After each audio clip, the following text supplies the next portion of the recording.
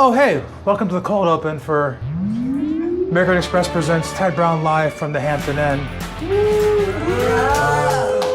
As you can see, I'm already in the midst of the performance, but I'm doing this because you have a short attention span, and I'm hoping that by being completely absurd, you'll want to watch the entire thing. So, just so you know, I'm going to keep going. I'm in the middle of the set right now, and you're in the beginning, but it's in their middle, so I don't know, it's kind of confusing. You'll get it later. Back to the present audience. Okay. So that was the cold open. And now we're gonna go to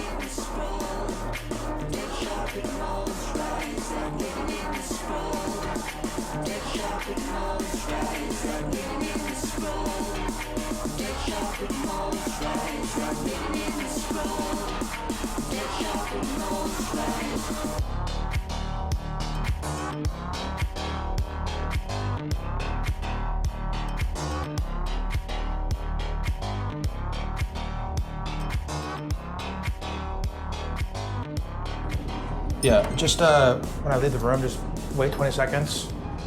Press spacebar right here. Okay. And then do your introduction, and then I'll hear you out from the door. Okay. Sonic? Yes. And then, 20 seconds, and then do your introduction. Right. I'll be able to hear you. Yeah. Is this the time chair? Yes. Yes. Let's go. It goes time to be shared here. Smokey.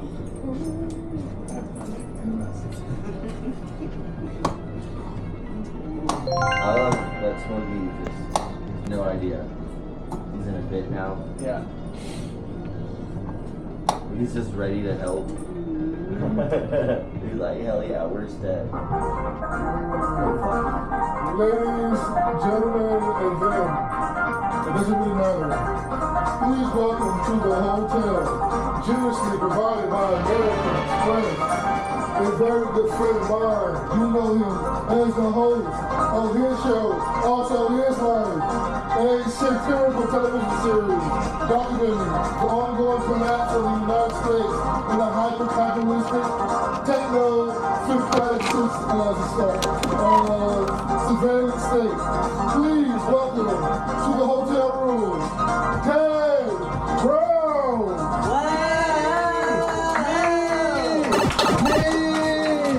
Yeah! Thank you all for coming! Welcome to this hotel room! Aren't you glad to be here? Woo! Yeah! Thank you. I'm so happy that you're all here in this hotel room, this beautiful Series 3 Hampton Inn Oceanfront unit. And first things first, we must let it be known that our sponsors are the reason why we're here. Yes! We're not here for comedy, for social critique. We're here for our sponsors. My agent told me, put a gun to my head, literally said, Ted, make sure you bitch to the sponsors. American Express, Hilton, and Hampton Inn. They're the reason why we're here. Only thing that matters. And because I love our sponsors so much, I made a special video highlighting just how special they are to me and to us, the entire world. So please enjoy this promotional video to get us started off on the set. Sick.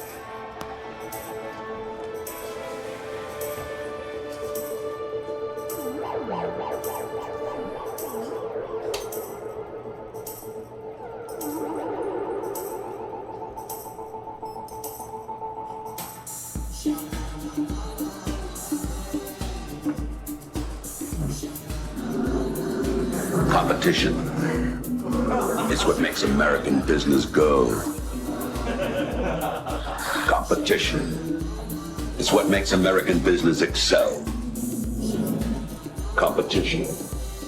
It's what gives meaning to success. Competition. I always carry the American Express card. When people see it, they recognize me as a successful businessman. So now I can relax. Today, the most exciting new ideas in the hotel business come from Holiday Inn. Great America. Most of all, it's all about love. Finding a place to stay doesn't take a federal investigation. Days in. If you've been tired of the ho-hums, come to Ramada. We're waiting for you with some very big aha. You've made us one of the most popular economy motel chains, so we're expanding. From folks who'll do everything to make you feel refreshed, completely loverly, utterly satisfied. Feel the Hamptonality. We're talking about transnational corporations and banks. American Express is there. Corporations have given us wonderful things, and wonderful for them. We love having you here. Consider some consumer realities. The replacement of public, non-profit rail transit Hilton for the stay. with polluting, expensive automotive transit systems. And there's an avalanche of disposable products, Membership has its privileges. cosmetic, medical, whatever, products that keep creating solutions for things that are not problems, Real value from your friends at Hampton. trying to get you, convince you that you have The force that makes Hilton America's business address. this need or that problem, and you should buy this and have that. The new Hilton Honors American Express Ascend card. We often note how wealth and poverty, we often say, isn't it how unfortunate that Real value from your friends at Hampton. so much wealth here with so much poverty right here, as if it was just an unfortunate juxtaposition. Hilton. There could be no lords and ladies without serfs who labor from dawn to dusk. New American Express card. There could be no corporate capitalists without workers and indentured workers and debtors. Hampton by Hilton. 475 million in America don't have a pot to spit in. Most of them are in debt. Put a little Hilton magic in your summer. Most of them are maxing out on their credit cards. Most of them are just barely getting by. American Express. Don't leave home without us. For the most part, the class propaganda they put out elevates them, justifies their worth. So why would they not believe it? They find it very persuasive. We all find things very persuasive that are flattering to us, rather things that are critical of us. You don't know what you're talking about. What do you mean? That's what you. But when someone says something that's positive, you say, "Oh, you really think so, eh?" American Express. It's the only credit card you really need for travel and entertainment worldwide.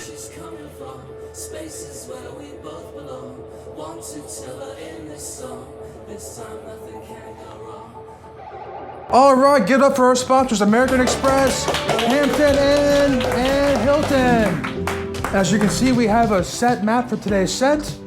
Ted Brown live from the Hampton Inn. And remember, you can mock the sponsors, it doesn't matter as long as you're telling them that they exist, they're paying you money, it doesn't fucking matter. So yeah, they're disgusting, they're awful, they're destroying the world. Thank you to American Express, Hampton, and Hilton. Thank you, Hampton. This is like all of online advertising. I found this guy on YouTube. He did a vlog where it's like his whole thing's like mushrooms, man. They're gonna cure the world, man. He had millions of followers. The first video I clicked on, he's hiking on top of a mountain, coming down. He's like, "Yeah, it's been a week since I went sober. Lost my wife, lost my kids. You know, everything's gone pretty bad, but you know, gotta keep going forward. Stay the present moment." And that's why I'm sponsored by NordVPN. And he wasn't doing a bit. He wasn't doing a bit. God. Gotta keep the grift going. So anyway, as you can see, we did the awkward introduction, and we just did Dick Riding our sponsors. Dick Ride sponsor. Yes, and so now we've made it to the point of the set where I look the audience in the eye to establish dominance. I struggle with eye contact. You know, probably because of some neurodivergence, but not really that. People think that I don't make eye contact because I'm neurodivergent. No, it's because they don't understand. I'm reacting to my childhood abuse. And no, you don't have to be molested to have been abused as a child, just so you know. Although, a little story, when I was 12 years old, my friend tried to fuck me in the ass. He said that, you know, little boys, they experiment. I wonder who told him that. Probably not a little boy. And it came close, but, you know, it didn't happen. I said no, and he he respected that, so he never raped me. But for some reason, my dad loved this friend, so for years afterward, until adulthood, he would ask me, hey, Ted, how's a friend named doing? And I think to myself, you mean the guy who tried to fuck me in my ass, Dad? I don't know how he's doing. I haven't seen him in 20 years. Yeah. But had I ever come out to my dad, I would have told him that story, maybe. But he's dead, so it doesn't matter. But just to make it clear, we've made it clear tonight that I'm in charge. You're my bitches, my audience, and that's all that matters. That's my impression of stand-up comedy. So anyway, made the audience my bitch. Okay, and next up, this is my very special part of the set. Wait a minute, am I doing this right? Yes, just to introduce myself. I mean, everybody here knows who I am, but just so the audience back at home, they maybe not sure who I am yet. My name is Ted Brown. I've been doing stand-up comedy in Jacksonville for 7 years, and I am comically and critically underappreciated. Look at what I'm doing right now. They know it's funny too. They hate me for it. They hate what I'm doing. They can't stand that it's good and they know it's good.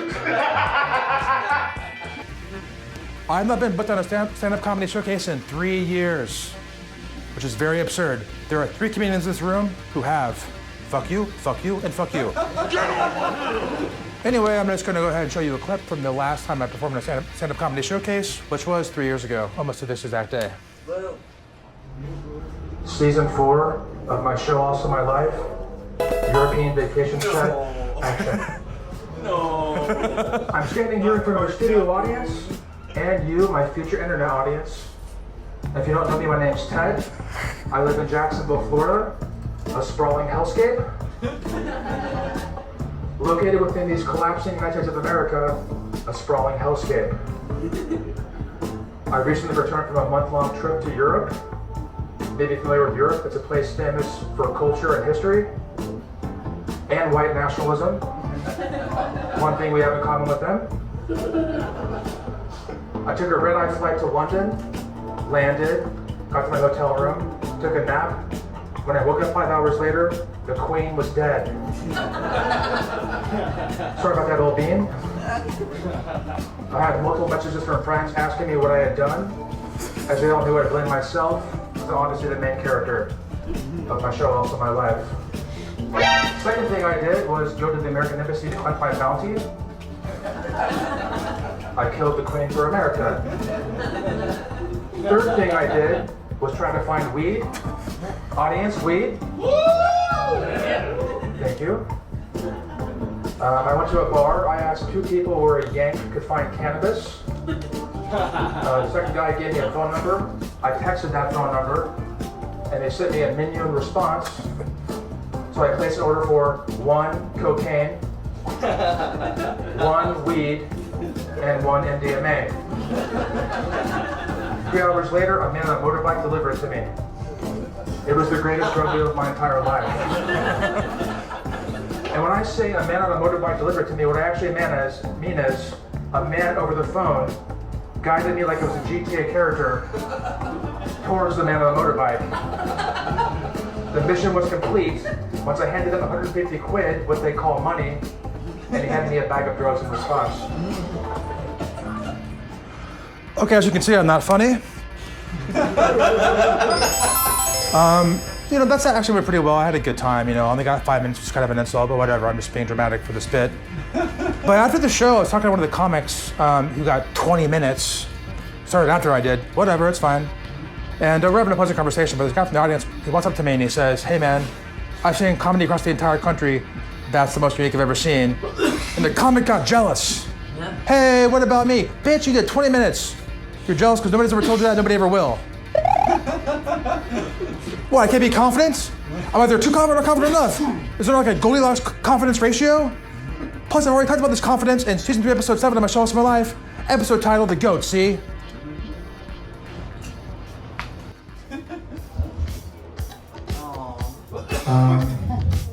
People can be uncomfortable or frustrated with me sometimes, so they need to be confident.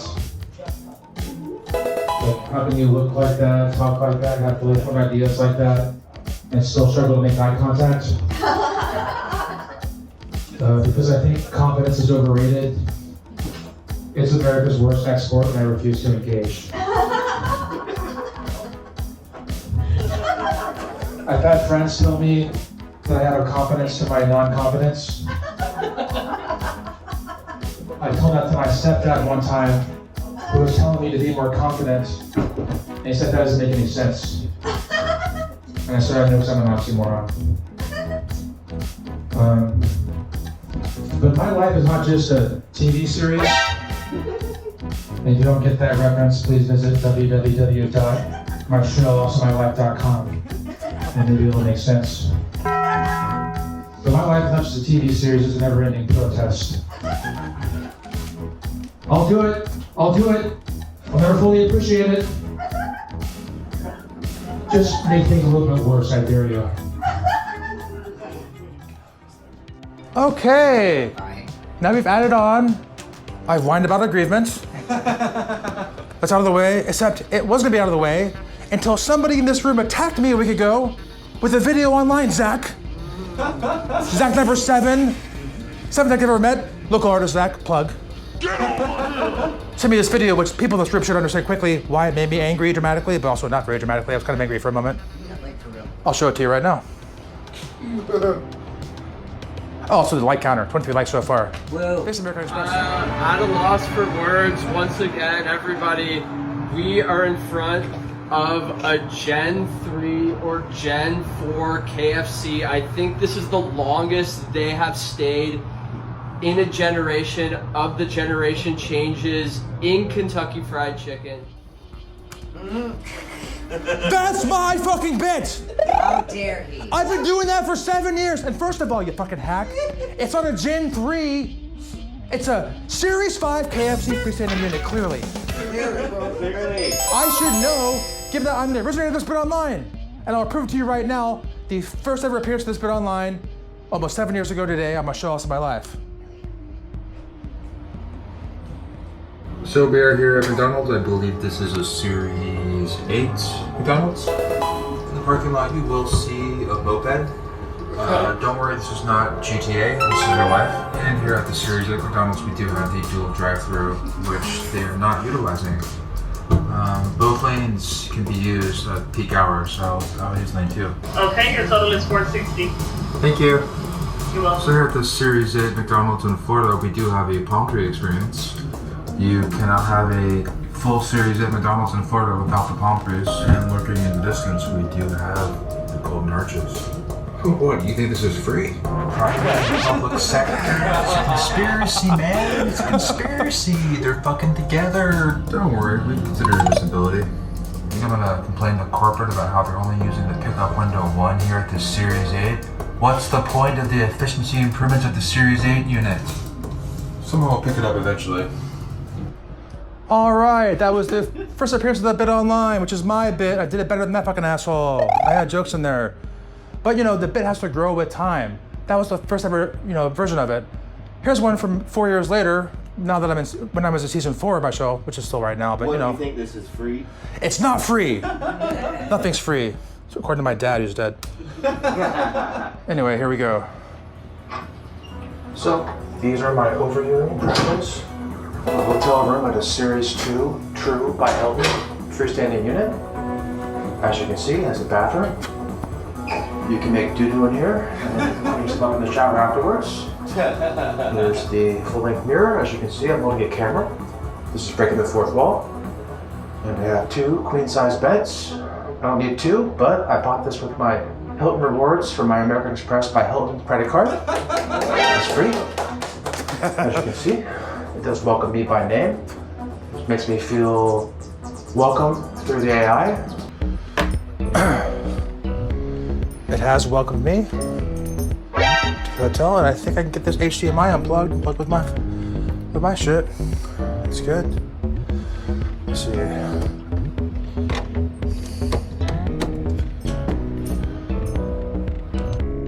Which I can't actually talk to, but it almost feels like human interaction. As I was waiting in line to check in, a man was making it very clear that he was here to visit a prostitute. He was very proud of himself, and as he left in a final bit where he talked about how he was going to park his car at the Walmart across the street, so his, I assume, wife wouldn't know he was here. And finally, I'll go ahead and To show you the horrifying sprawl that keeps us all going. You will see McDonald's. Applebee's appears to be a Series 4 presenting unit.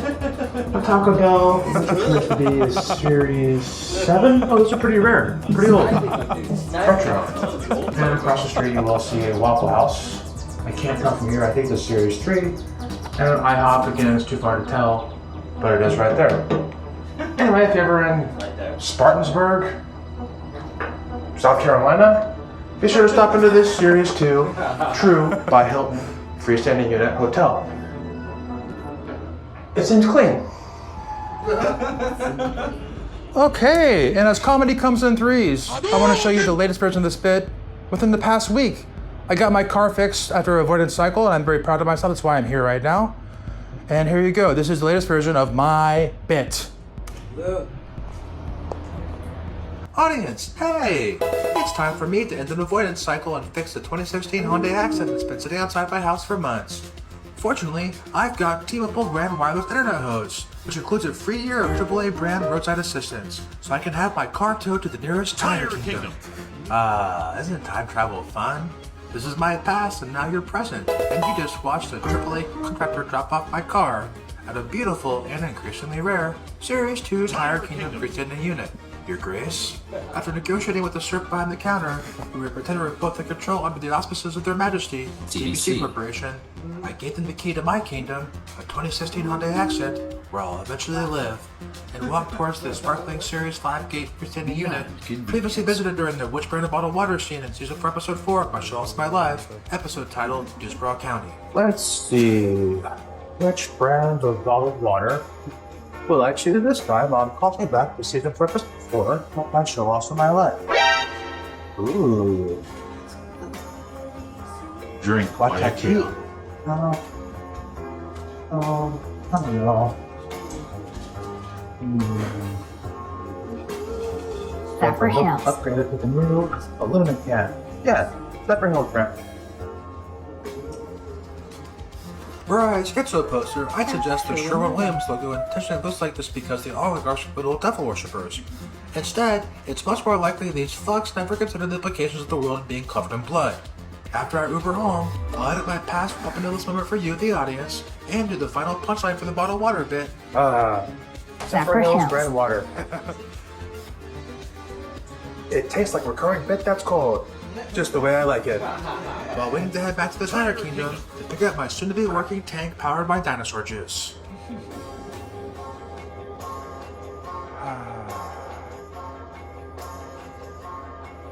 I'm sorry, Dave. I think you know what the problem is just as well as I do.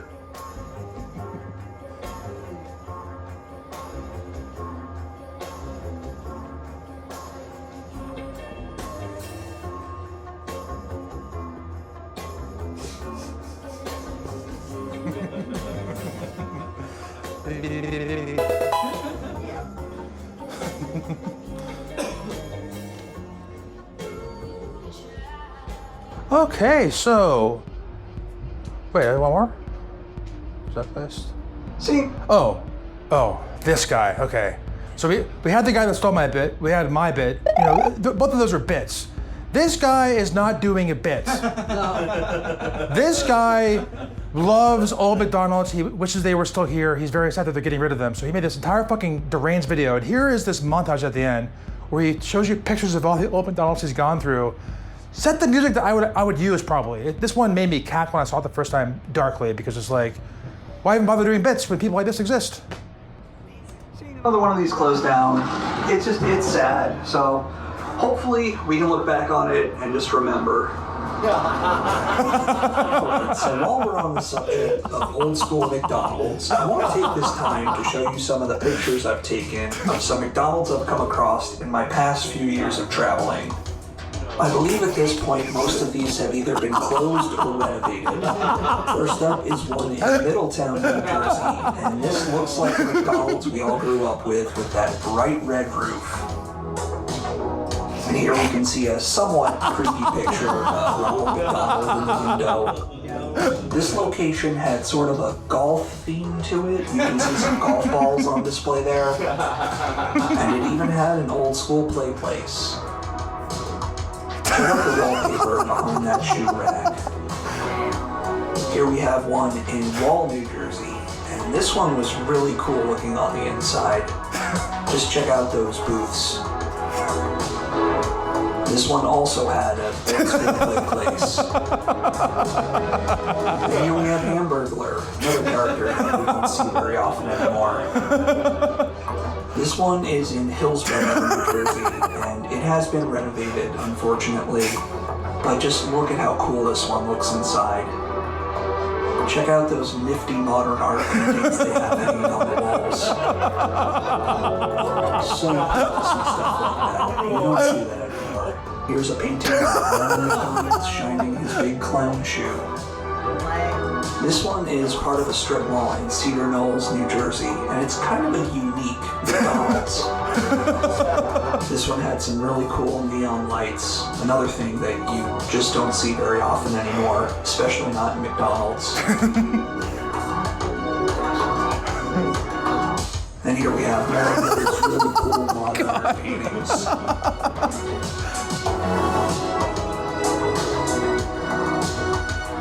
And this last one was in Cooperstown, New Jersey, and I think I made it to this one while they were in the process of renovating it. It was actually rather depressing looking inside. It looked like they had taken most of the color out of it, but you could still see some of the old school charm still peeking through. It's a garbage can! And you look over into the play place area, and they were actually in the process of dismantling the whole thing. That's really sad to see. So anyway, I'm going to wrap up the video here. I hope you enjoyed this look at one of the final few old school McDonald's. So, okay, it's his bit, not mine. So we have 46 likes on the American Express like counter now. Nice. And we have finished whining about agreements. Yay! Yeah! Okay. So, you know, all that agreement's been getting me thirsty. I think it's time for which brand of bottled water. Let's see. Which brand of bottled water will I choose today? Cooler. A lot of choices, a lot of options for H2O, Like water. the single ingredient. Zephyr Hills. This is Let's how we see. Which one will I choose today? Comedy comes in prime numbers. This is 5. Deer Park 100% natural spring water. Oh, Body Armor brand water. I think I'll choose this one. Body Armor brand water. It tastes like water that's cold. Just the way I like it. Thank you. Thank you. Tastes like water that's Thank cold. you. Thank you. So this is a bit I've been doing for about 7 years, and I want to show you. This is the first ever version of it online. It's very simple, very basic, but you get the point, you know? Let's see. So we want Aquafina, Dasani. Body Armor Sport Water. Hydration for athletes. Smart Water. Nestle Pure Life. Zephyr Hills. Aquafina. See, you get the point. Very simple, though. Yeah. But just 4 years later, when I'm in mini-episode number 2 of my show Awesome Life, episode title 6 Feet Underwater, I'm in Miami. I go on the Bright Line high-speed rail purely to choose my preferred brand of bottled water in Fort Lauderdale. You can see how much more grandiose it is now. Ooh, it is hot outside. I'm getting thirsty. I think it's time for which brand of bottled water? That sexy little mustache. Coming back. He's riding the train that kills people. Not enough.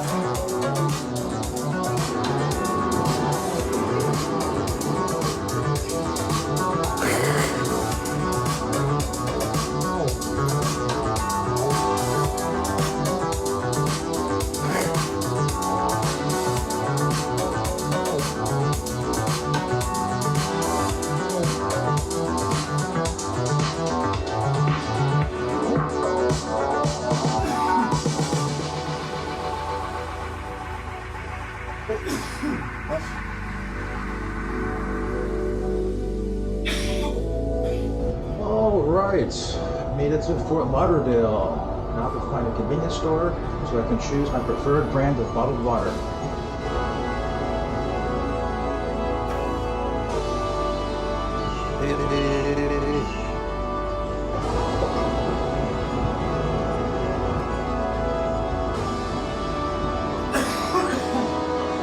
Alright, I finally made it to 7-Eleven location number 25359. Let's see. Which brand of bottled water will I choose today? There's a lot of options, a lot of choices for H2O, the single ingredient. Let's see. Which one will I choose today? Wow, there are 2 fridges of options here. This is really nice. I don't know. Which one will I choose? Oh, there's so many. I'm just feeling euphoric right now. Let's see. Yeah. This looks good.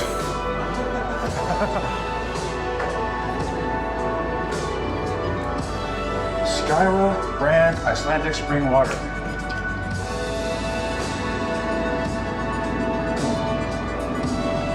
It tastes like water that's cold. Just the way I like it. Yeah! And that's why we have high-speed rail in Florida. Thank God. Actually, it's very slow, which is ironic. Also, it's weird that we have that here because it's, Florida and dystopian, but in California, they can't get anything done. But, it's privatized here, so they're making money from it. Anyway, the light counter is about 56 now. Whoa. And we have just completed which brand of bottled water on the set map. And also, you'll notice right here, this is Regency Mall. Hey. Recently closed, which should have been closed years ago. As you can see, it's completely crumbling. Yep. This is a mall here in Jacksonville, Florida. And it appeared in season 4, episode 4 of Show Us My Life, episode titled Dewsbury County, featuring one James Shape in this room right now. Woo! I'll show you a clip from that.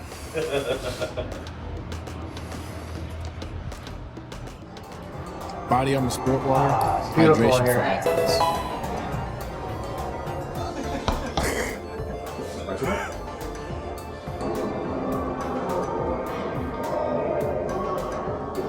It's a sinking ship. I see God at least.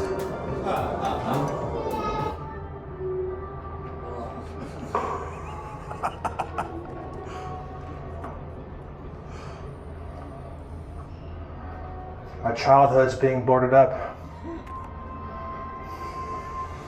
This is where I bought my first pair of glasses. Not this location, but at Lens Crafters. Yeah. My childhood is gone. Bring it back.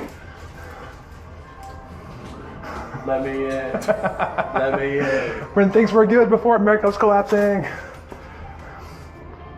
Yeah, we'll do a bucket counter. See how many we can get in here. Some dings. This is still open until like 6 months ago. Probably, they wouldn't question you.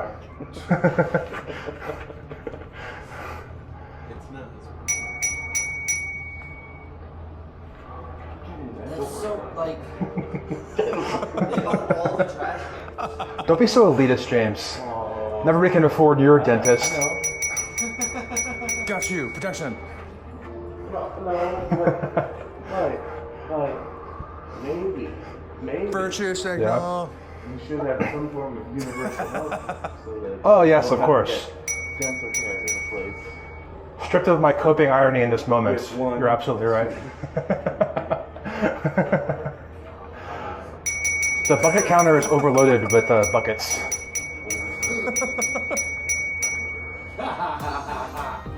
Oh my God, this feeling, bro. Beginning and end.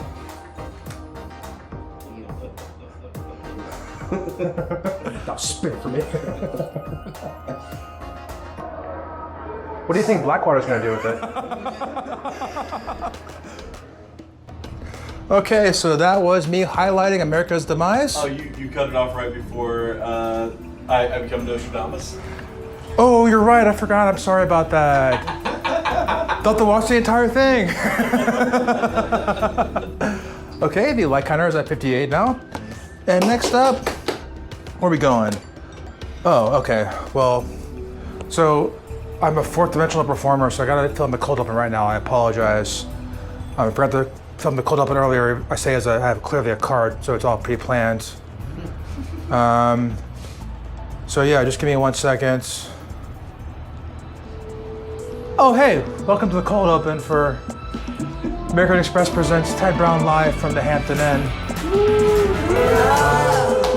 As you can see, I'm already in the midst of the performance, but I'm doing this because you have a short attention span, and I'm hoping that by being completely absurd, you'll want to watch the entire thing. So just so you know, I'm going to keep going. I'm in the middle of the set right now, and you're in the beginning, but it's in their middle, so I don't know, it's kind of confusing. You'll get it later. Back to the present audience. Okay. So that was the cold open. And now we're gonna go to, let's see.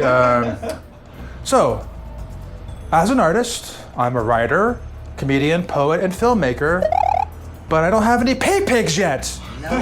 Why aren't you paying me money to exist? I've been to 2 Wonders of the World already, for you, the audience. I went to the Coliseum in Rome in season 4, episode 3 of My Show of My Life, episode title, Selflessly Narcissistic. Here's a clip from it. It's the Coliseum. You pose in front of it, that's how it works. Alrighty, we have made it to the start of the selfie spot gambit here at the Coliseum in Rome. We are walking towards selfie spot number 1. Selfie spot number 1. We're taking in what used to hold and entertain the unwashed masses as they watched men tear each other to shreds. And we've made it. There it is. Selfie spot number 1. We have taken selfie number 1. Selfie number 1 is now hovering on the screen. And now we'll head to the next scene as we walk away from selfie spot number 1. I have now evaporated us to what appears to be, yep, there it is, selfie spot number 2. We have found a large huddle of people all taking the same selfie here at selfie spot number 2.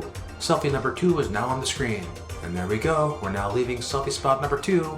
Look at me, I was here. This isn't CGI. Well, in a sense, you could argue this is CGI, but let's not distract ourselves with the intricacies of our cyberpunk dystopia, because we have made it to selfie spot number 3. Selfie spot number 3. I'm not being a hypocrite, because I'm dissociating on multiple levels. Besides, hypocrisy is dead. Selfie number 3 is now visible on the screen. At least I didn't have to stop to take a selfie, because I'm rolling a constant selfie shutter. Okay, that was Wonder of the World, number 1 that I went to. And also, I've been to 2. I went to Machu Picchu in season 4, episode 6 of My Show of My Life, episode titled Gentrification. I'll not put that to you right now. Gracias.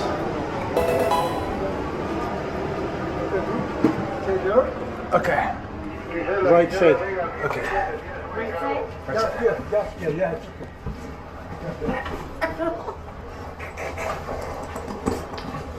We both want window.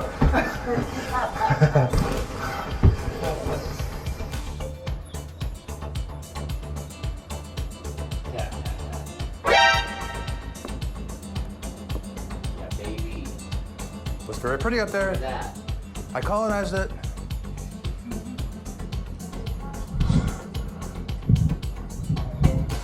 Pretty cool. Pretty cool. Excuse me, not allowed to use this one. Oh, sorry. This is okay. So, Machu Picchu is divided into 8. Okay, so that was me at Machu Picchu. So, don't you want me to go to more places? Don't you want me to go to Dubai? They have 5 indoor theme parks. They just built Warner Bros. World. They have a Flintstones lock flume. They built the Flintstones lock flume the last 5 years. What is that, 1970? I want to go to it for you, the audience, so start paying me money to exist. Go to patreon.com/Laura_Siberian. I don't know if that's a bit yet. Okay, so yes, fuck everything I said. I'm getting it over with, okay? The only way to make money as an artist is to be a fucking t-shirt salesman. You can't, just do art and get paid for the art. No, you must sell t-shirts. You must pay slaves to make t-shirts so people can have a little piece of you. So I'm getting it over with. I'm now a t-shirt salesman. Yes, here we go. Come on. Can't be a goddamn artist without selling goddamn t-shirts. If I had 1,000 paid pigs, I can pay my rent, bills, feed myself, and have a little left over and travel around the dystopia. But no! Gotta sell stupid fucking pithy t-shirts so you can have a physical item made by slaves to justify your pay piggery. Eventually, we'll all be walking around wearing t-shirts from people's TV shows. it'll hopefully be considered a faux pas to wear your own t-shirt to your own life. But who knows what kind of narcissism will exist within 5 to 10 more years of the cyberpunk dystopia. Anyway, you want t-shirts? Here you go. Buy my fucking t-shirts. It's the classic, hotly sought after, probably my most used catchphrase, we live in a dystopia. Buy the shirt that I designed in 5 seconds on Canva.com. I took one of their top templates, changed the text above and below the American flag, and hit print. Buy my We Live in a Dystopia t-shirt, pay me to exist. Next up, everything's fine. 100% stupid, GMO loaded, we're bringing back lead and gasoline. The United States has never been a democracy, it's an oligarchy. We have an illusion of choice between 2 right-wing political parties. Shit's gonna get worse no matter what. Now take your fucking Zoloft and buy my goddamn t-shirts. And as comedy comes in threes, next up we've got I support good thing. By wearing this t-shirt, I'm letting you know that I'm a good consumer, therefore a good person. Don't think of the layers of exploitation it took to get to this sentence. Just let others know you also support good thing by joining the Buy This Fucking T-Shirt movement. I know, I'm sorry. That was really weird for you to watch, wasn't it? Blame the audience. Tell them to fuck themselves. Go fuck yourselves, audience. That's my t-shirt too. Next up we've got which brand of bottled water? Remember the recurring bit from my past? Both in this live performance and other moments and episodes from my show offs in my life? Well, here it is again, but this time in t-shirt form. Get a, hey, which brand of bottled water? Hell yeah, nice shirt from a stranger. What's the famous question 66 by Buy My Fucking T-Shirt. And finally, as comedy comes in prime numbers, this is 5. 5's a prime number. We've got I'm a disgusting pay pig who doesn't deserve love. That should be you. You should be my pay pig, with a choose to say euphemistically, parasocialite. Instead of buying this fucking t-shirt, this is for sale, this is a bit, go to patreon.com/Lord_Sumerian. Pay me a monthly recurring fee to exist. You paid for much worse today. Don't fucking lie to me, piggy. I don't even get you slop. I give you the good stuff. Okay, buy my fucking t-shirt, you goddamn pigs. Yeah. I have an idea for a business. I want to re-import t-shirts that we sent to Africa back to here and mark them up. I'm gonna find a tribe in Africa that has all the Jaguar Super Bowl winner t-shirts and bring them back here. Yes. I've got a million business ideas. Okay, so I announced the merch drop. We're at 86 likes on the American Express like counter. Okay, I've been waiting for this one. This is my technically longest recurring bit. Hey, Smokey. Which is just me getting a haircut. Which is just like, started as a joke and just like, oh, I got a haircut, give me dopamine, look at my haircut. Or I just like go down the highway and just have like a hallucinogenic montage to hide the absurdity of it all, you know? So technically the first episode of my show, Awesome Live in season 1 is a haircut, so I'm gonna show that to you right now. This gets funnier with each one because it becomes more insane. So I'm gonna go in there and get this fucking haircut and go from there.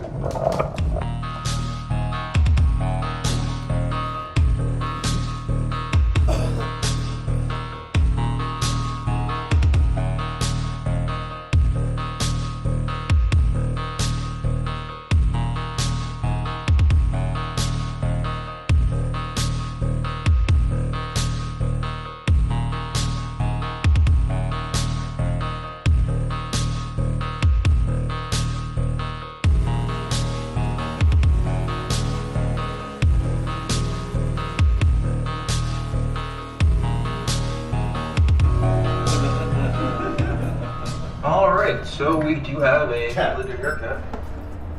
All right, that's all that was. Okay, so that brings us to the next haircut, which is season 2, episode 1 of my show, Lost My Life. And let's see what the same thing is, but 6 months later. All right, I'm gonna go ahead and get this haircut. We'll go ahead and get season 2, episode 1 started.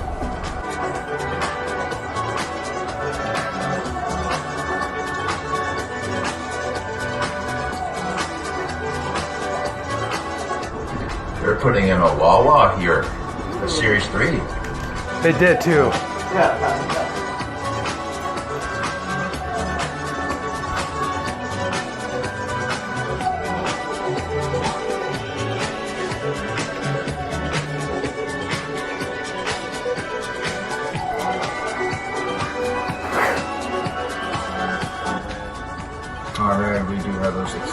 including haircut. Season 2, Episode 1 is sponsored by McCafe. McCafe brand coffee from McDonald's. Small, medium, large, $1. Doesn't matter. Okay, and time keeps flowing, which means haircuts keep flowing. So we've made it to Season 2, Episode 7 of my show, It's My Life, where I get a haircut.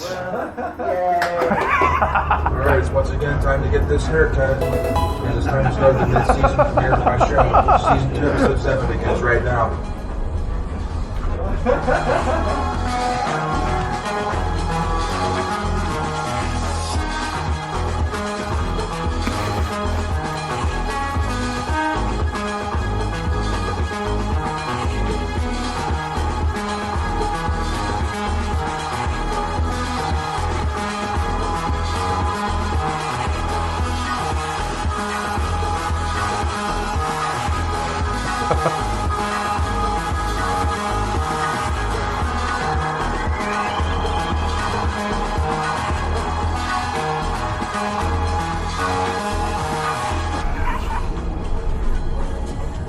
Alright, that's a successfully completed haircut.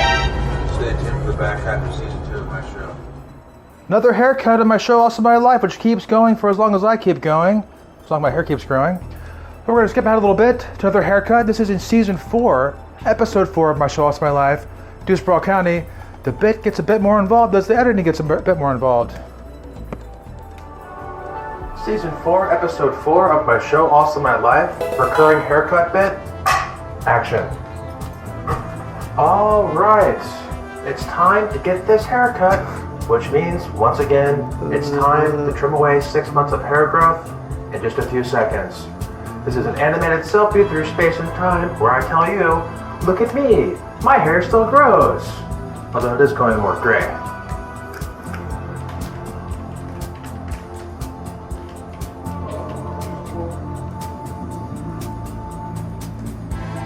This haircut bit from my show, Also My Life, is sponsored by Hawthorne Brand Salon. Hawthorne Brand Salon, the only salon I've used in the first 4 seasons of my show, Also My Life. And the official Club brand steering wheel line. Thanks to my comically easily stolen Hyundai accent under a class action lawsuit, this is the only way I can assure extra layer of protection in my car so it won't be stolen. And of course, my wonderful backup system in which I threaten them with their image being recorded and appearing on another episode of my show, Also My Life.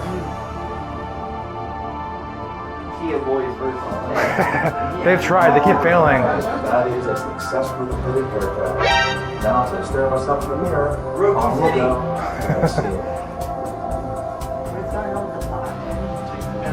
It's a green screen, but it's just me going on forever, you know? It's a vortex. Okay, so we're gonna have one more as comedy comes to prime numbers. Haircut. This is my most recent haircut. As you can see, I got it very recently.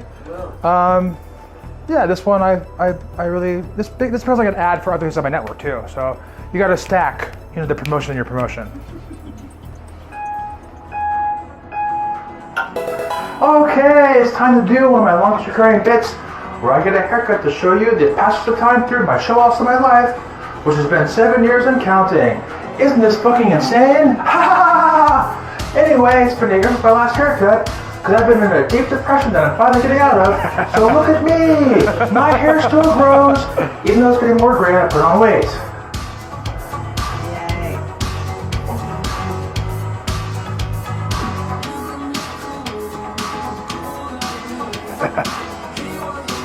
Remember?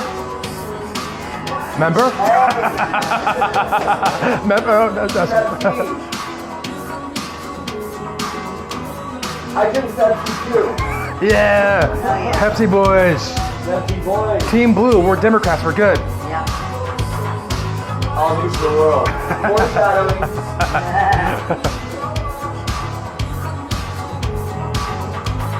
Country over, bye-bye. Bye. My friend Graham, I almost shot him. I'm completely sane, as you can see. That's my dog Smokey.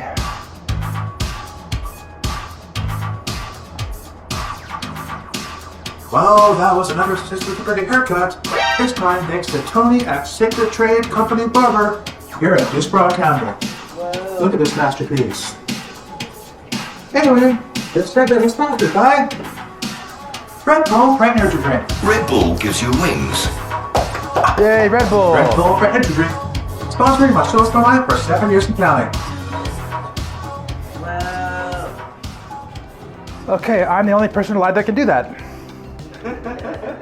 Okay, so we have 129 likes now, and also we just finished the haircut bit. So we're gonna move on to a new section, which this is about how Americans are cucks for the dystopia, which we all know is true. I mean, I'm including this as well. I'm also a cuck for the dystopia in some sense.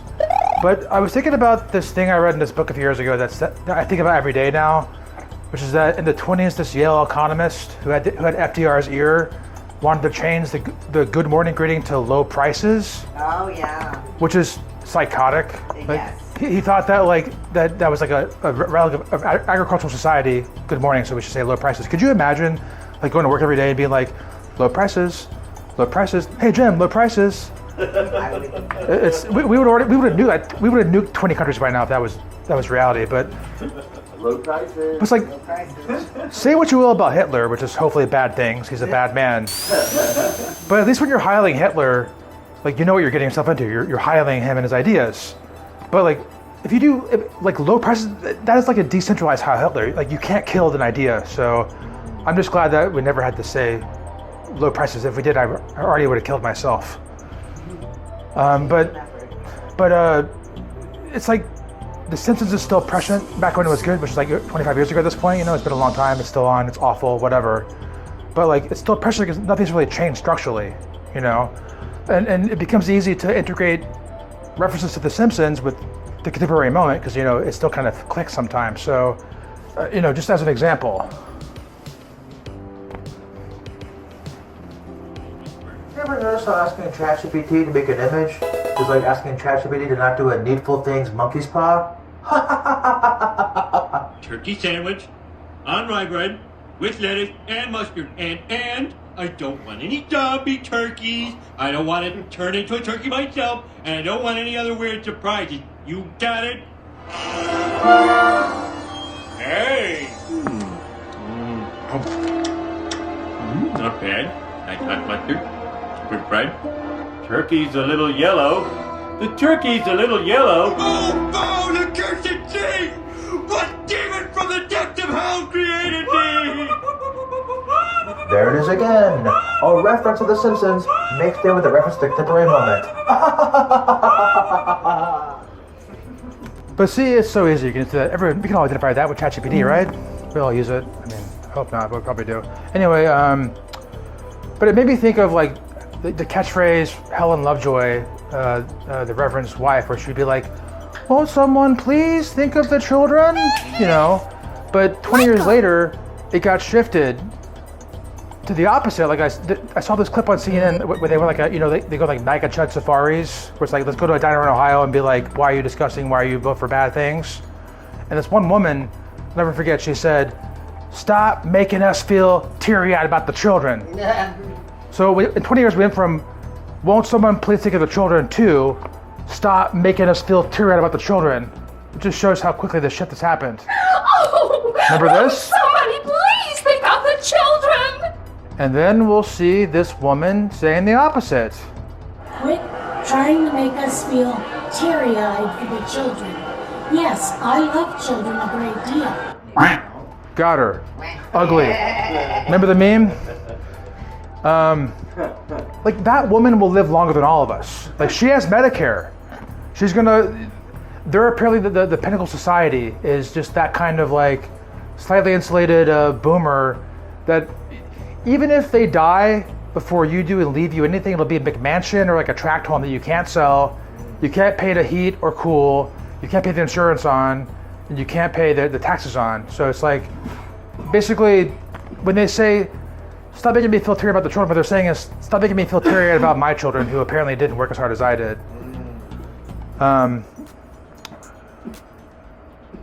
But in the same realm, I found this clip recently from CBS Evening News in the 80s when they were having the new Coke fiasco.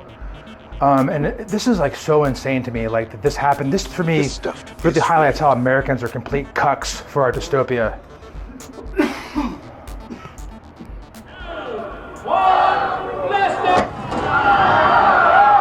As far as Coca-Cola was concerned, it was a red, white, and blue American celebration that day last month when they ditched the old Coke and unveiled the new. But the diehards say the old Coke was the real thing. New Coke a mere impossible, and they won't swallow it. Would you like to sign a petition? Get back the old Coke? That's her. That was her in the 80s. Now she's in the diner now. But this woman, she's completely psychotic. She's taken out of her own day to do a double-blind taste test on the streets of a city to get her favorite sugar water elixir back. Karen Wilson's a diehard. For the past week, she's been standing on street corners in Palo Alto, California, asking people to taste new Coke. Would you sign a And collecting signatures, trying to convince Coca-Cola that the new Coke is not it. It just goes down your stomach like a dead glass of water, whereas the old Coke just pipes. It's like water, you know, dead, the opposite of water. This scene right here is fucking insane. Like, just, this is completely demented. And in Seattle, the Old Cola Drinkers of America have set up a hotline, hoping to get enough support to file a class action lawsuit against Coke, charging without old Coke, they're distressed and injured. After 99 years... His name is Gay Mullins. And this fucking asshole, he was cynically doing this because he wanted to become a PR agent for Coke. So he's like, he's corralling his hogs to volunteer their time to have a lawsuit against Coke to bring back the original Coke. Well, he wants to work for them. And also, he famously failed the taste test. Gay Mullins preferred new Coke. Yeah. Wow. It's a national institution, and it's a part of the fabric of the United States. And when they don't make it, and then prohibit me from getting it by keeping the secret formula, then that's not American. That is American. I'm a Coke fan. I hate the new Coke. So I'll drink Coke to the day I die. And I haven't brought any Coke since they got this new stuff out. I'm going to get Dr. Pepper and Sprite. The people at Coca-Cola say, we have seen the future, and this is it. If you don't like it now, you will. A country and western band is singing another tune. Please don't change the taste. No, don't change the taste. Please don't change the taste of Coke. Bernard Goldberg, CBS News, New York. We're disgusting people. Just lastly, like something that really bothers me about Hollywood, which is just like this giant propagandistic city that exists to spread our bullshit across the world. Like I'm convinced that there are kids in India that think Captain America's a real person. Otherwise they would rise up and destroy us. But one thing that Hollywood does is they always depict the suburbs as walkable. Yeah. The suburbs are not fucking walkable. They're always like walking to the grocery store, to the movie theater, into the malt shop and movies. That doesn't exist anywhere. It's a fucking fantasy. This is the suburbs. This is the goddamn suburbs. The founding fathers wrote the Constitution. This is what they imagined would happen. Holy shit. Got a Walgreens. Got a Quick Lube. Ooh, a Starbucks. FedEx. What's this? Ooh, a bullshit lawyer? 2 of them? Holy shit. Sleeves all rolled up, ready to go. Thanks, founding fathers. Thank you. Gas station TV. Wawa. Predatory rental companies. Private ambulances. They knew it was going to happen. They were smart. Benjamin Franklin kept telling Thomas Jefferson about his eyeglass world dreams. 2 frames at the price of 1. Wouldn't believe him. Okay, so we got 133 likes, and we just finished the Americans are cucks for the dystopia. Next, moving on to our entire economy is a giant grift. It's grifts on grifts on grifts on grifts on grifts. Which should be obvious. I shouldn't have to even explain that at all. I'll try to with some clips though. But like one example that I always remember is my grandparents before they died. They're in their late 80s, early 90s. And I went to go visit my grandmother a year before she died in Middleburg. And I helped her get her mail. I went to her mailbox. It was filled with scams, just like mailings with the money inside it. One was like a scroll. Like everything's designed to get these people's attention so they can give them the money before they die, you know. And so this is me and my grandma unboxing her mail.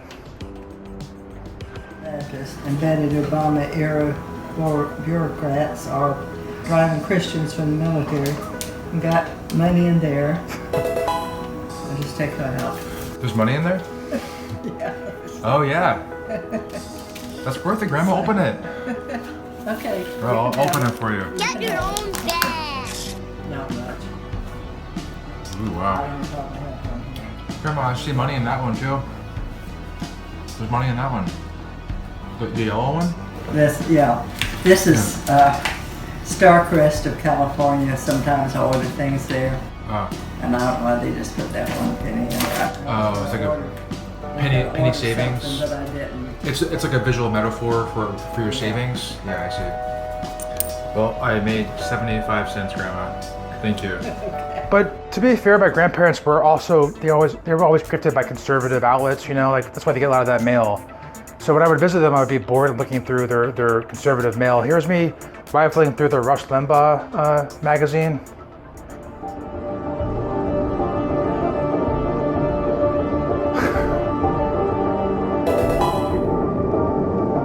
They lived until their late 80s, early 90s.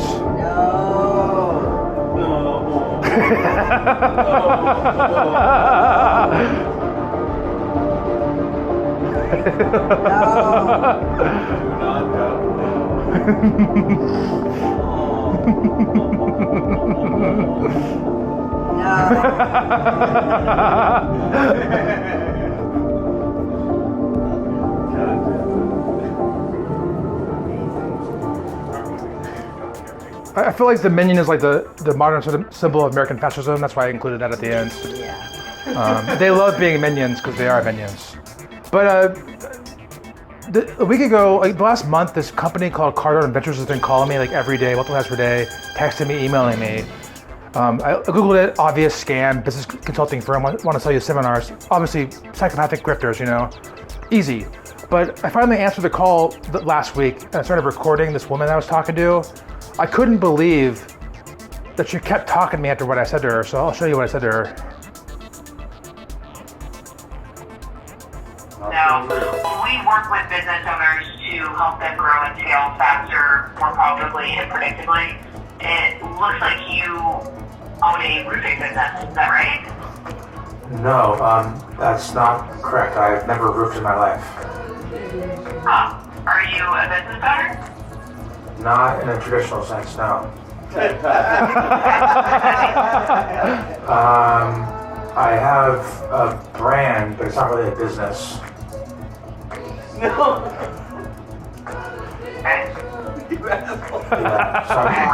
Oh, I'm the asshole. I wasn't sure. Interesting. Have I heard of it? Not yet, but you probably will in the next few years once the P mark starts. Okay.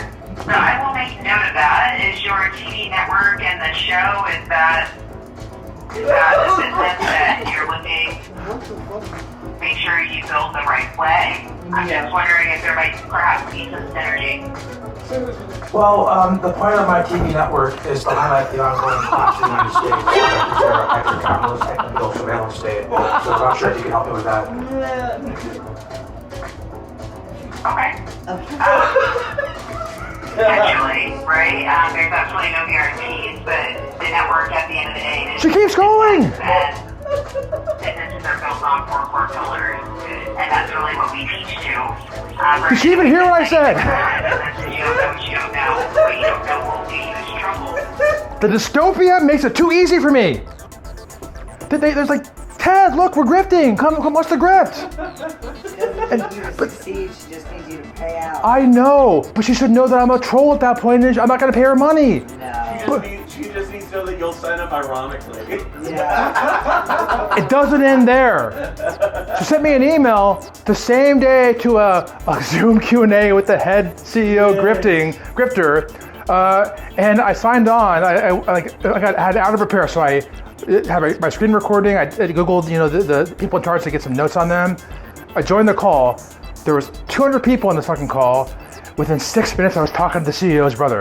It's very nice to meet you. Excited for you to be here, Chad. I also have Theodore Brown. I see on my screen. He's got his hand raised. Theodore, can we bring you up? Yeah. Hello. Hey, Theodore, how are you doing? I'm doing great. How are you doing? Tell us a little bit about what you do. Oh, I've got a television network. And I have a TV show called My Show House My Life. And I'm documenting the ongoing Black of the United States. Awesome. What size is your business? Oh, currently it's only me. Oh, currently it's $0. And eventually I'll have all the money in the world. Awesome. Well, congratulations for being here. You're in the startup phase, so nice job. It's always good to have a good foundation laid before you grow into it, so I can see why. Is that the number one reason why you joined this call, so you can get the foundational elements in place? Yeah, so I wanted to eventually take over the entire world, so that is... You're muted, so I'm guessing you're saying, Josh, that's exactly why I joined this call.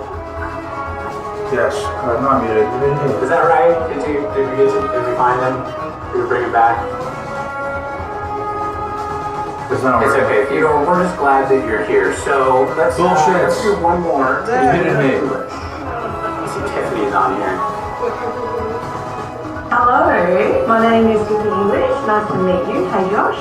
I run Access Offshoring, and Is that an Australian accent or is that an English accent? Her name is Tiffany English, but she has an Australian accent. She runs an offshoring company to export Australian labor to the Philippines. Anyway, that's going to be a full episode called The Four... Well, I'll put it in post. But yeah, I'm going to have the entire thing of the entire... That was just a 6 hours from saying hello to talking to the CEO's brother. So the dystopia makes it so easy for me. So anyway, our economy is a giant grift. This one is very special to my heart.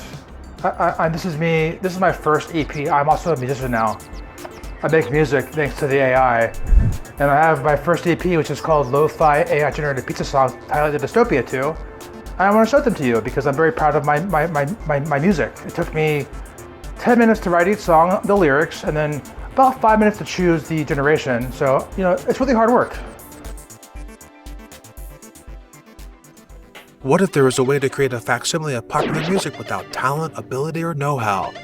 What if you expended more energy than the daily output of a Series 10 Taco Bell freestanding unit to auto-generate satirical songs criticizing our cyberpunk dystopia? Lo-fi AI-generated pizza songs to highlight the dystopia 2.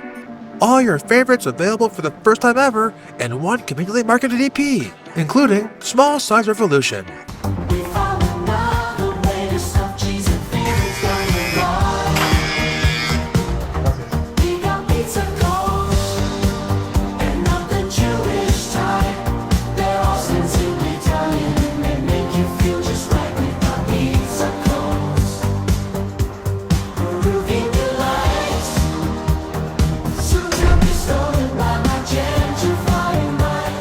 Tombstone Water Supply.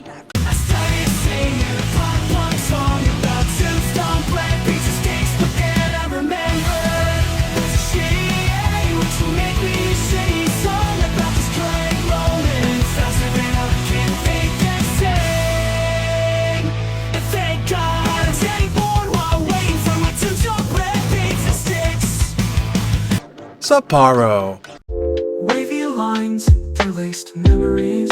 A vision of the past brought to my present. You can hear it everywhere, what no one has ever said. Sapporo, mommy, can we stop and slow before you yell at me in the car? I haven't had pizza as good as this since my last visit to Sapporo. Sapporo. And of course, Child Hoodie. Time is construction paper available in aisle 7. My childhood, it can never end. If anything structurally changes, I'll nuke the world. I'll nuke the world. I'm a musician now and you can't say otherwise. What do you think? Whining about us gonna do something? We need to unplug the internet before it's too late. and send all the tech oligarchs to re-education camps. But in the meantime, next time you visit your parents, they'll be playing an endless stream of AI-generated music, reminding you of our increasing disconnection from reality. Lo-fi AI-generated pizza songs, the highlight of Dystopia 2, now streaming forever on internet for as long as this all keeps going. And remember, If anything structurally changes, I'll nuke the world. Okay, so I'm now a musician.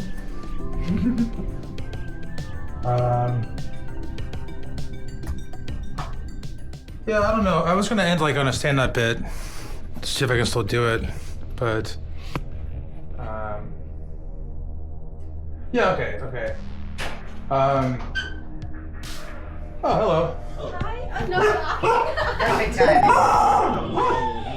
There's the Barkeys. Go say hi.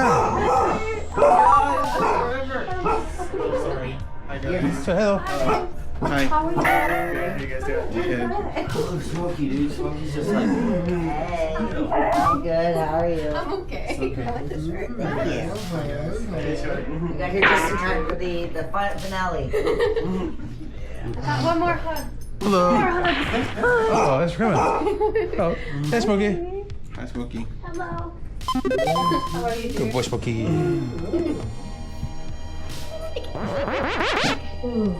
Get your coffees up. I'm ready. I'm ready. I'm ready. Are you saying something? Oh no, please.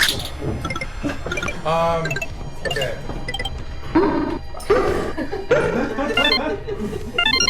Hi. So this bit's about like tipping culture, you know. We live in a dystopia. The rich are getting richer, the poor are getting poorer. So we're kind of all passing around the tin can, you know, there's less money to go around. Especially with like square readers, like, you know, there's more of an impetus to tip at more places. And I was at Rain Dogs one night, and I was getting ready to close my tab. It was late. I didn't want to stay for the big crowd. But the bartender was in the bathroom. I needed to close my tab, so I was waiting. In the corner, there was the DJ spinning music. And I was like, oh, they were playing music tonight. It was cool music. It's not my style, but I still liked it. I should pay them a compliment. I like getting compliments when I perform in public, so I should, you know, pay it forward. So with the DJ, I said, hey, you were playing great music. I really like that. You know, great job. They didn't even look up at me. They just said, thanks, I take tips. Here's a tip, don't you? Yeah, well, exactly. It's like, guess what? I also take tips. $5 for a couple bit of spins. I guess we're even. Like, there's a thin layer of brick separateness between the people doing actual work who take tips, the homeless walking back and forth. You know, having 1,000 rations per day. That's actual work. I don't tip them, so I'm not gonna tip you. Yeah. So I sort of patted my pockets like I do with the homeless person, and they said, don't worry, I have Square Cash and Venmo. So like the weak cuck I put up my phone and I sent them $3, you know. That'll show 'em. Yeah, exactly. I know. But it's just like, could you imagine if I did a comedy set, somebody came up to me afterwards and they said, hey Ted, that was a great set, that was really funny, and I said, thanks, I take tips? Like, they would assume that I was joking. If not, I must be a psychopath. So I thought, like, where can I take this logic to the most extreme? And it hit me. I meet somebody, you know, and there's a romantic connection. It takes a little while to get to know somebody, but after a few months, you know, it's pretty clear. We're definitely vibing. This could be something serious. So we're lying in bed post-coitus, you know, having pillow talk, and they look at me in my eye and they say, Ted, I don't know how to tell you this, you know, but I just want to let you know, I love you. I look them deep in their eye, I feel the warmth of their body. I look into their, you know, into their soul, and I say, thanks, I take tips. And that's when I cut off his foreskin down to my collection. He's a man, queer. And like speaking about earlier, like just, you know, the dystopia, you know, the American sprawl, and the fact that Americans are cucks for the dystopia, you know, like I live in Springfield, Jacksonville, which is a neighborhood that should be more vibrant than it is, you know, because it's sidewalks on both sides of the street, tree coverage, walkability, old mixed-use development, like literally white picket fences, American flags, you know, like perfectly white families with dogs, you know. But I say that because like one time I ordered marijuana from True Leaf, you know, delivery, which is like a part of the marijuana system in this state. That's like basically a jobs program for like retired doctors. But anyway, I ordered a delivery, and it was kind of coming like 10 o'clock in the morning on a Saturday. So I waited on my porch for the delivery. This woman pulls up, this old woman, gets out of the car. She's just chanting, "I was so scared. I was so scared. I was so scared." And I realized she was saying that because she was scared to be that close to downtown Jacksonville. Which is completely insane, because I live in like what should be the picturesque American, neighborhood, but she's terrified to be there. She being my drug dealer. Which just seems insane. But I love hanging on that porch because, like, I remember one time Jamar and I were hanging there, evening time, drinking beers, smoking weed. And like this guy walks up in front of us. He has a vacuum cleaner behind him, and he says, "Hey, anybody want to buy a vacuum cleaner?" And I'm like, "Nah, man, we're fine. Thank you, though." He walks on. As far as I consider, he's gone. He never existed. Until a minute later, I hear a vacuum turning on. He had plugged it into the pharmacy across from my house, so he was testing to see if it worked, So it's like, how dare you? At least he's gonna steal a vacuum trying to sell it to me, make sure it works first, But one time James and I were hanging on the porch like on New Year's Eve, and I think it was like 1 o'clock in the morning, and this drunk homeless guy's in the middle of the street. He's just like, "Anyone in the neighborhood want anything from the liquor store?" And suddenly a voice from the house next to mine, he says, "Jen!" Which means we figured out there's a guy passed out on the porch next to ours, the crumbling house. And so it's like, whatever, forget about that. But then an hour later, this guy walks over to us, starts talking to us. Pretty cool, we're making him laugh, Turns out, veteran, PTSD, really fucked over by the state, pretty common with homeless in the country. But I just always remember, like, James and I go to bed. James has to leave, so he gets him a sweater because it's cold. I get him a few beers, a few cigarettes. And I just remember he's sitting on my stoop, just kind of chanting, "Man, you're funny. You're funny." It's like, I close the door behind me, Yeah, okay, bye-bye.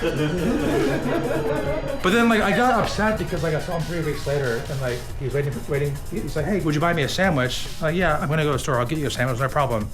Come back, give him the sandwich. He forgot who I was. He didn't remember our wonderful conversation. The homeless these days. You make them laugh, they tell you that you're funny, and then you give them stuff and they don't even remember your name. It's a shame.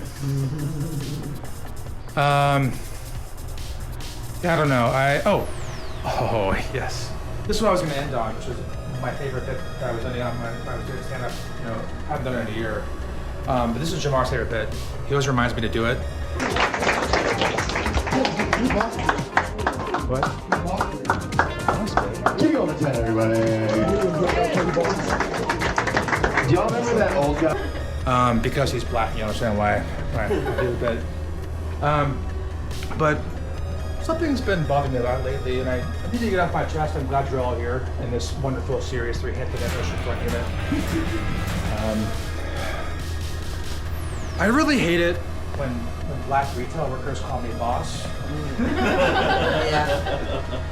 I'm not your boss. Well, structurally, considering you live in a racist, imperialist, colonialist, genocidal empire, I'm your boss. And if the customer's always right, in a sense, I'm your boss. But stop making me feel bad about it. Going forward, if you feel you reduce me down to one word, just use the M word. The M word is master. Oh, when you use the word boss is funny. When you use the word master, I've gone too far. When people say it's not a word you can call a white person to make them feel as bad as the M word makes a black person feel, I say that's not true. It's the M slur. You can't use that word. That's our word. That's our word. Hey, what's up, my master?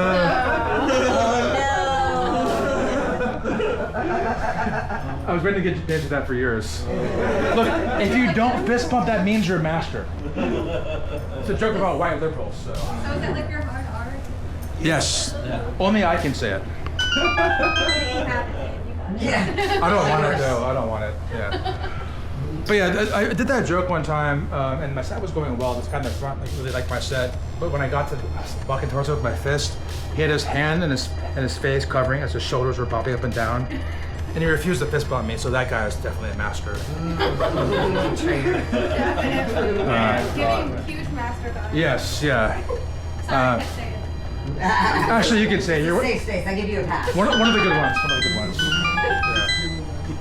But yeah, this is an end pass.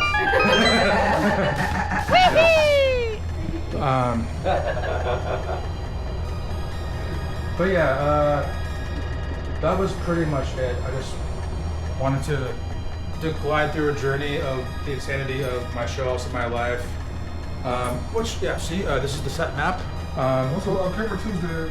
Oh, it's fine. I got this one here. Yeah, so we did the stand-up. Come on. There it is. Yeah, we went to Americans Are Cut for Dystopia. The Economy is a Giant Grift. I'm not a musician, and we did stand-up. And as you can see on the American Express like counter, we had 216 likes.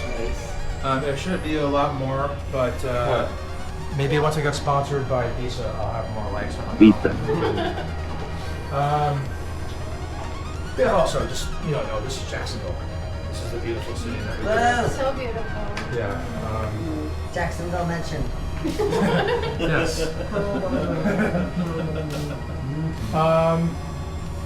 So we've made it to the store closing. So I think, you know, I'll end the episode with the ocean, which I already recorded. So yeah. So yeah, let's party!